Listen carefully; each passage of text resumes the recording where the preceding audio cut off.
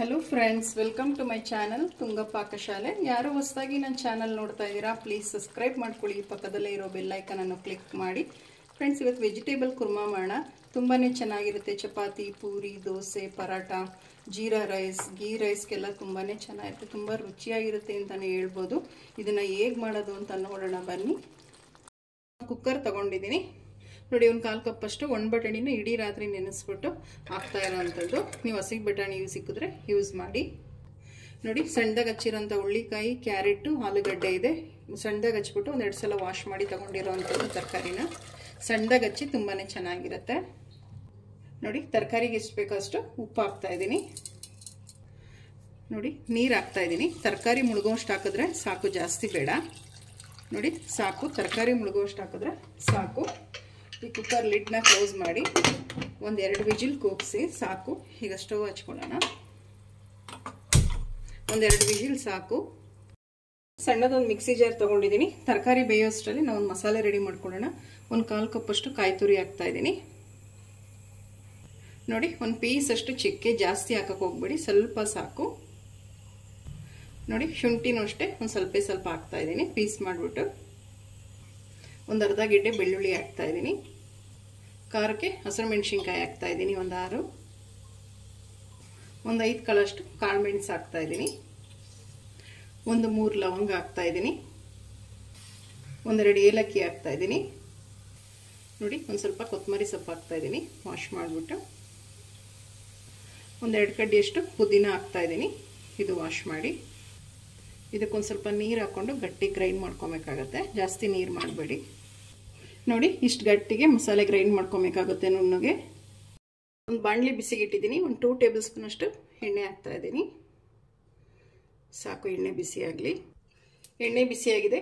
1/4 tea spoon ಅಷ್ಟು ಜೀರಿಗೆ ಹಾಕ್ತಾ ಇದ್ದೀನಿ. ಜೀರಿಗೆ ಆದಮೇಲೆ ಸಣ್ಣದಾಗಿ ಹಚ್ಚಿರೋಂಥ 1 ಈರುಳ್ಳಿ ಹಾಕ್ತಾ ಇದ್ದೀನಿ. ಈರುಳ್ಳಿನ ಸ್ವಲ್ಪ ಫ್ರೈ ಮಾಡಿ.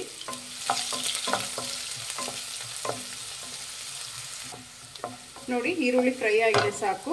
ಸಣ್ಣದಾಗಿ ಹಚ್ಚಿರೋಂಥ ಟೊಮೆಟೊ ಹಾಕ್ತಾ ಇದ್ದೀನಿ. 1 ಮೀಡಿಯಮ್ ಸೈಜ್ ತಗೊಳ್ಳಿ, ಸಾಕು. ಇದು ಅಷ್ಟೇ ಚೆನ್ನಾಗಿ ಫ್ರೈ ಆಗಬೇಕು ಟೊಮೆಟೊ. ಉಪ್ಪು ಹಾಕ್ತಾ ಇದ್ದೀನಿ. ಈರುಳ್ಳಿಗೆ ಮತ್ತು ಟೊಮೆಟೊಗಷ್ಟು ಹಾಕ್ತಾ ಇದ್ದೀನಿ. ನಾವು ಆಲ್ರೆಡಿ ತರಕಾರಿ ಬೇಯಿಸೋದಕ್ಕೆ ಉಪ್ಪು ಹಾಕಿರ್ತೀವಿ, ಸೊ ಇದಿಷ್ಟಕ್ಕೆ ಮಾತ್ರ ಉಪ್ಪು ಹಾಕಬೇಕಾಗುತ್ತೆ. ಚೆನ್ನಾಗಿ ಒಂದು ಸ್ವಲ್ಪ ಮೆತ್ತಗಾಗೋವರೆಗೂ ಫ್ರೈ ಮಾಡಬೇಕು. ನೋಡಿ, ಟೊಮೆಟೊ ಎಲ್ಲ ಸಾಫ್ಟಾಗಿ ಚೆನ್ನಾಗಿ ಬೆಂದಿದೆ, ಸಾಕು. ಇಷ್ಟು ನಾವೇನು ಗ್ರೈಂಡ್ ಮಾಡ್ಕೊಂಡ್ವಲ್ಲ ಮಸಾಲೆ, ಅದನ್ನು ಹಾಕ್ತಾ ಇದ್ದೀನಿ.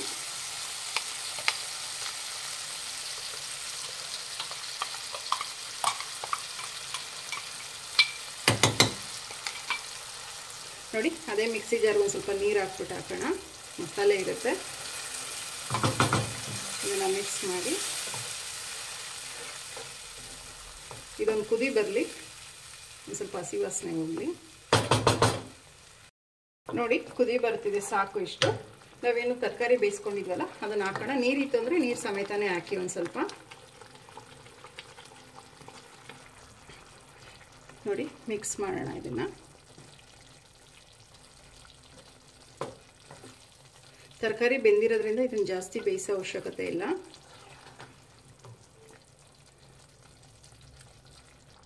ಒಂದು 1/4 ಟೀ ಸ್ಪೂನ್ ಅಷ್ಟು ಗರಂ ಮಸಾಲ ಹಾಕ್ತಾ ಇದ್ದೀನಿ. ಮಿಕ್ಸ್ ಮಾಡಿ.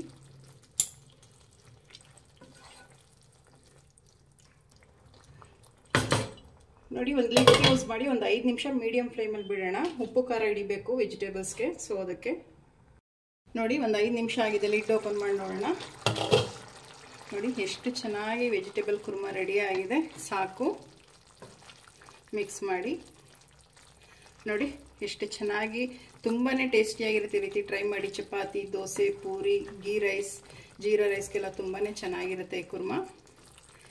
ನೋಡಿ, ರೆಡಿ ಆಯಿತು ವೆಜಿಟೇಬಲ್ ಕುರ್ಮಾ. ಈಗ ಡಿಶ್ ಔಟ್ ಮಾಡ್ಕೊಳ್ಳೋಣ. ಫ್ರೆಂಡ್ಸ್, ನೋಡಿ, ವೆಜಿಟೇಬಲ್ ಕುರ್ಮಾ ರೆಡಿ ಆಗಿದೆ. ತುಂಬಾ ಚೆನ್ನಾಗಿರುತ್ತೆ. ಚಪಾತಿ, ಪೂರಿ, ಗೀ ರೈಸ್ಗೆಲ್ಲ ತುಂಬಾ ಚೆನ್ನಾಗಿರುತ್ತೆ. ಜೀರಾ ರೈಸಿಗೆ ತಿನ್ಬೋದು, ಪರಾಟ, ಅಕ್ಕಿ ರೊಟ್ಟಿಗೆಲ್ಲ ಸೂಪರಾಗಿರುತ್ತೆ. ನೀವು ಒಮ್ಮೆ ಟ್ರೈ ಮಾಡಿ ಹೇಗೆ ಬಂತು ಅಂತ ಹೇಳಿ. ನಿಮಗೆ ವಿಡಿಯೋ ಒಂದು ಸ್ವಲ್ಪನಾದರೂ ಇಷ್ಟ ಆಗಿದ್ರೆ ಫ್ರೆಂಡ್ಸ್ ಆ್ಯಂಡ್ ಫ್ಯಾಮಿಲಿ ಮೆಂಬರ್ಸ್ಗೆ ಶೇರ್ ಮಾಡಿ. ಪ್ಲೀಸ್ ನಮ್ಮ ಚಾನಲ್ನ ಸಬ್ಸ್ಕ್ರೈಬ್ ಮಾಡಿ. ಪಕ್ಕದಲ್ಲೇ ಇರೋ ಬೆಲ್ ಐಕನನ್ನು ಕ್ಲಿಕ್ ಮಾಡಿ. ನಾನು ಯಾವುದೇ ವಿಡಿಯೋ ಹಾಕಿದ್ರೆ ನೋಟಿಫಿಕೇಷನ್ ಬರುತ್ತೆ. Thank you for watching. ಮುಂದಿನ ವಿಡಿಯೋದಲ್ಲಿ ಭೇಟಿಯಾಗೋಣ. ನಮಸ್ಕಾರ.